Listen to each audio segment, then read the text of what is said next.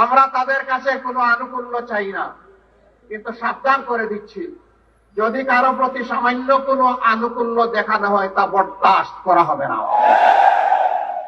এই নির্বাচনে আসন্ন সিটি কর্পোরেশন সহ সব পর্যায়ের স্থানীয় সরকার নির্বাচনে জাতীয় নাগরিক পার্টি এবং জামাত ইসলামী আলাদাভাবে প্রার্থী দেওয়ার ঘোষণা দিয়েছেন। মঙ্গলবার রাতে রাজধানীর বাংলা মোটরে এনসিপির অস্থায়ী কার্যালয়ে আয়োজিত এক সংবাদ সম্মেলনে এ তথ্য জানান দলটির উত্তরাঞ্চলের মুখ্য সংগঠক সার্জিস আলম।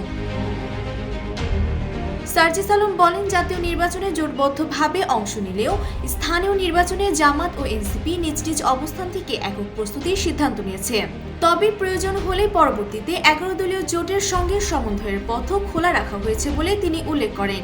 তিনি জানান, আগামী কয়েক সপ্তাহের মধ্যে 12টি সিটি কর্পোরেশন, 495টি উপজেলা ও 330টি পৌরসভার জন্য প্রাথমিক প্রার্থী তালিকা ঘোষণা করবে এনসিপি। RICL TMX, যুগের পর যুগ স্থাপনা থাকে মজবুত। সংবাদ সম্মেলনে দলটির মুখপাত্র আসিফ মাহমুদ সজীব ভুঁইয়া ঢাকা দক্ষিণ সিটি কর্পোরেশনের মেয়র পদে নিজের সম্ভাব্য প্রার্থিতার ইঙ্গিত দেন। তিনি বলেন, দল থেকে আমাকে প্রাথমিকভাবে ডিএসসিসি নির্বাচনের প্রার্থী হতে বলা হয়েছে, তবে বিষয়টি এখনও চূড়ান্ত নয়।